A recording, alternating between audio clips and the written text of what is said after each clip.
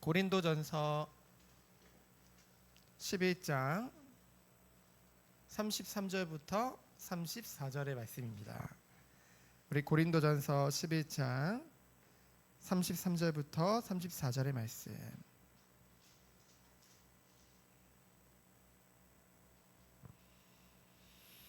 우리 다 같이 합독하도록 하겠습니다.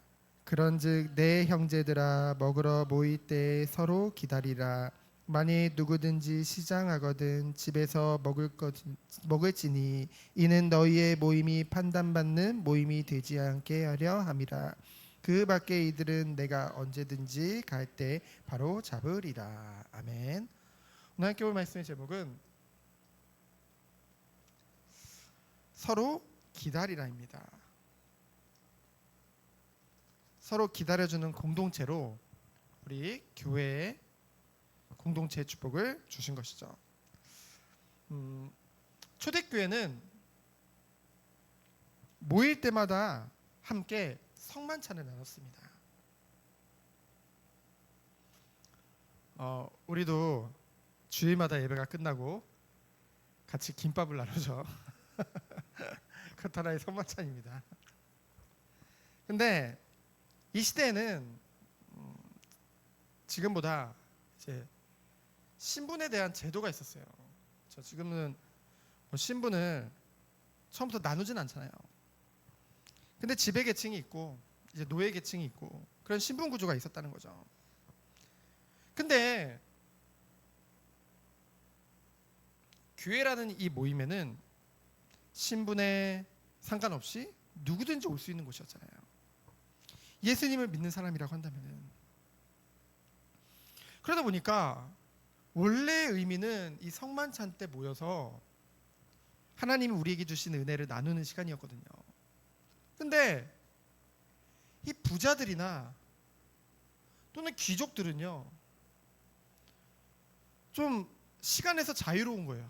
요즘 시대는 부자나 그런 높은 자리에 있는 사람이 더 바쁜데, 근데 오히려 부자나 귀족들이 이 시대는 시간이 많았어요. 그러다 보니까 먹을 것을 잔뜩 싸가지고 먼저 교회에 도착해서 먼저 먹는 거예요. 그리고 먹고 취해 있는 거죠. 그에 반해서 노예나 가난한 자들은 시간에 제약이 있었단 말이죠. 그래서 이미 도착해 보면은 이미 막 먹고 이미 끝내버린 거예요. 그러니까 당연히 이들 간에 보이지 않는 갈등이라는 것이 존재하겠죠. 이 하나님이 예수님께서 나를 기념하라 라고 주신 그 성만찬 제도가 오히려 무엇을 만드는? 사람들 간에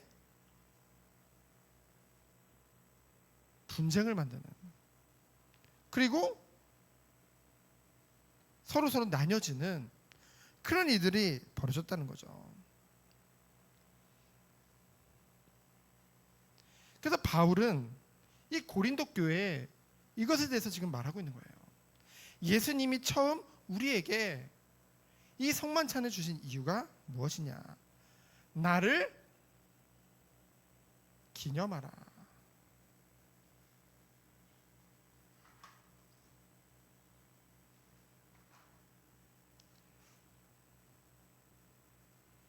예수님이 나를 기념할 것을 말씀하셨죠. 무엇을 기념해야 될까요? 우리는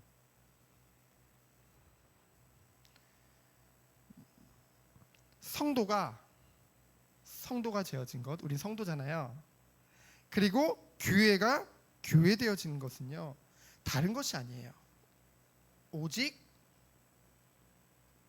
예수 그리스도의 그 피로 말미암아, 그 공로로 말미암아 우리가 성도되고 교회가 되어졌죠. 그럼 왜 그리스도의 피가 필요하냐? 우리는 하나님의 형상으로 창조되었죠. 인간은 하나님의 형상으로 창조되었어요. 하나님의 형상이란 것은 영적인 존재예요. 하나님과 같이 지정 의를 가진, 그렇죠? 지식이 있고 감정이 있고 의지가 있는, 그렇죠? 그래서 하나님이 우리를 거룩하게, 그리고 자유의지라는 것을 우리에게 주신 거예요. 그렇기 때문에 사람에게만, 이 하나님의 형상인 사람에게만 언약을 주신 것이죠. 행위 언약이죠. 이것을 지켜야만 하나님의 모든 축복을, 그리고 인간이 인간답게 살 수 있었어요. 그 언약이 뭐죠? 선악을 알게 하는 나무의 열매를 따먹지 말아라. 그럼 이거는 뭐예요? 이 언약에 대한 지식을 가지고 있잖아요. 그렇죠? 그리고 그것이 얼마나 중요한지 하나님의 형상인 인간은 알 수 있다는 거예요. 감정적으로도.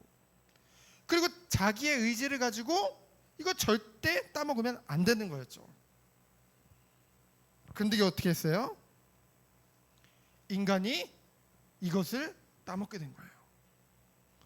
뱀 속에 사단이 들어가서 속였지만 사단 탓이 아니에요. 인간에게 자유의지라는 것을 주셨기 때문에 안 따먹을 수도 있었는데 따먹는 거예요. 따먹은 거예요. 그래서 하나님 앞에 죄를 지음으로 말미암아 하나님의 형상이 이 죄로 말미암아 어떻게 된 거예요? 죄로 오염된 것이에요. 인간이 오염되었어요. 그래서 그 죄로 인해서 전적인 타락, 전적인 부패 가운데 빠진 것이죠. 그래서 인간은 이 문제를 스스로 절대로 해결할 수 없어. 하나님이 해결해 주셔야 되죠.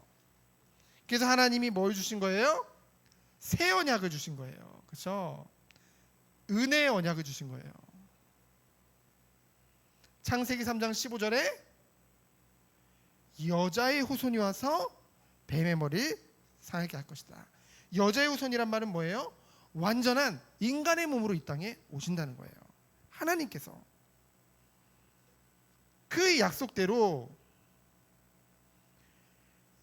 하나님이신 예수님이 이 땅에 완전한 인간으로 오셨죠. 그분이 누구예요? 바로 예수 그리스도예요. 그 예수님은 하나님이시기 때문에 죄가 없으시죠. 그 예수님이 이 땅에 왜 오셨어요? 인자가 온 것은 섬김을 받으려 함이 아니라 도리어 섬기려 하고, 죄인들을 위해서 무엇으로 오신 거예요? 우리의 죄를 대속하시기 위한 대속물로 이 땅에 오신 거죠. 그래서 그 예수님이 어떤 일을 하셨어요? 십자가에서 죽으심으로 모든 피와 모든 물을 다 쏟으신 거예요. 우리의 죄를 다 짊어지시고 대신 죽으신 것이죠. 그리고 부활하심으로 완전히 승리하신 거예요. 그래서 우리가 뭐예요? 모일 때마다 나를 기념하라. 이 예수 그리스도의 피, 그 은혜의 언약을 날마다 모일 때마다 누리라는 거죠. 그것을 말씀하신 거예요. 그것이 성도요 그리고 교회의 정체성이라는 거죠. 가장 중요한 거죠. 그래서 이것을 통해서 우리 어떤 축복을 누리게 되어져요? 날마다 예수님을 닮아가는 축복이 임하게 되어지는 것이죠. 여러분, 어떻게 우리가 하나님 자녀가 됐어요? 요한복음 1장 12절에 보니까 영접하는 자, 영접하는 자는 뭘 말해요? 곧 그 이름을 믿는 자. 영접 행위가 중요한 게 아니에요. 중요한 건 뭐예요? 그 이름을 믿는 자. 예수 이름을 믿는 자. 어떤 축복을 누리게 돼요? 하나님의 자녀가 되는 권세를 주셨으니. 예수님이 믿어지는 사람이 하나님의 자녀인 거예요. 그렇죠? 다른 게 아니에요. 하나님의 자녀에게 주신 축복이 뭐예요? 고린도전서 3장 16절에 하나님의 성전이라고 했죠. 우리가 교회예요. 우리 안에 성령 하나님이 와 계시기 때문에 우리는 어떤 축복을 누리게 돼요? 17절에 거룩의 축복을 누릴 수밖에 없는 것이죠. 왜요? 성령이 우리 안에 계시기 때문에. 그러면은 하나님 자녀라는 증거, 우리가 어떻게 구원받았다고 우리는 확신할 수 있을까요? 하나님 자녀, 그 구원의 증거는 무엇일까? 바로 우리 안에 하나님을 사랑하는 마음이 있어요. 하나님을 사랑한다는 증거는 여러 가지가 있지만은 뭐냐, 이렇게 드라마나 뭐 이렇게 TV 프로그램을 뭐 남녀간의 그런 데이트 프로그램 같은 거 보면은 뭐냐면은 서로 썸을 탈 때 뭐냐면은 특징이 뭐예요? 서로 의식해요. 자꾸만 신경 쓰인다고 그래. 서로 자꾸 의식하고 그 사람을. 뭐냐면은 사랑하면은요, 하나님을 정말 사랑하면은 하나님을 의식할 수밖에 없어. 하나님 필요 없어요. 난 교회 안 가도 예배 안 해도 아무렇지도 않아. 나는 신앙생활 떠나 있어도 아무렇지도 않아. 그래도 나는 하나님 자녀야. 이건 믿음 좋은 게 아니에요. 그 안에 사랑이 없다는 증거예요. 그게 오히려 그 안에 사랑이 있으면은 떠날 수가 없다는 거죠. 그렇죠? 그리고 뭐예요? 하나님을 사랑에다가 또 뭐예요? 완전 반대다는 것 같은데 사랑하기 때문에 두려워하는 마음이 있다는 거예요. 하나님을 두려워하는 거예요. 그렇기 때문에 뭡니까? 하나님 앞에서 모든 것을 행하게 되시고 하나님만을 의식하며 살아가게 된다는 것이죠. 그것이 하나님의 자녀가 누릴 축복이에요. 근데요, 이것은 뭐냐? 성경 말씀대로 우리가 모든 것이 다 되면 좋겠죠. 근데 안 돼요. 그래서 하나님이 우리에게 주신 것이 은혜의 언약인 것이고 우리와 함께 하시며 그 율법의 완성은 우리 보고 시키는 게 아니라 그 율법의 완성은 누구예요? 예수 그리스도죠. 그래서 그 그리스도를 통해서 하나님과 연합되어지는 축복을 누리는 것, 그것이 바로 예수님을 닮아가는 축복이라는 거죠. 그렇죠? 그것이 될 수밖에 없어요.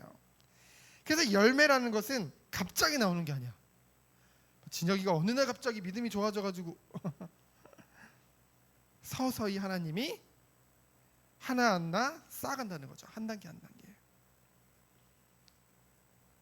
그렇기 때문에 오늘 말씀에 뭐라고 했어요? 서로 기다리라. 내가 잘나서 구원받은 것도 아니요, 내가 잘해서 구원받은 것이 아니라고 정말로 깨달은 사람들은 뭐예요? 다른 사람을 기다려주고 수용해줄 수 있는 거죠. 성경에 보면은 먼저 된 자가 나중되고 나중된 자가 먼저 된다고 했죠. 그렇죠? 그 말은 뭐예요? 각 사람의 때가 다 다르다는 거예요. 어떤 사람은 교회를 30년 다녔는데도 잘 안 믿어진다 이런 사람이 있고요. 1년 다녔는데도 정말 믿어져요 이런 사람들도 있고요. 목사님 친한 친구, 친한 목사님은 내 교회에는 누가 봐도 신실한 집사님이래요. 너무나도 신실한 집사님인데 그 교회를 40년 가까이 다녔대요. 근데 아직 세례를 안 받으셨대요. 누가 봐도 너무 신앙생활 잘하는데 근데 본인은 좀 더 이러면서 계속 온다고 하더라고요. 사람마다 다 다른 거죠. 근데 중요한 건 뭐예요? 각 지체라는 거죠. 한 몸이라는 거예요. 각 지체라는 것은 몸을 이루는 거죠. 한 몸이라는 거죠. 누구 안에서? 그리스도 안에서 서로 지어져 가는 중이라는 거예요. 그것이 바로 교회가 누릴 축복이요, 우리가 누릴 축복이라는 것이죠. 그래서 결론은 뭐냐면은 우리가 지금 야모임을 통해서 고린도전서를 쭉 보고 있는데 우리가 2주 전에 어떤 말씀을 나눴어요? 이 교회라는 것은 결국 교회가 성도거든요. 하나님 자녀거든요. 교회는 나의 유익을 구하지 아니하고, 이게 기적이에요. 인간은 누구든지 내 유익을 따라 움직이거든요. 내 이익을 따라.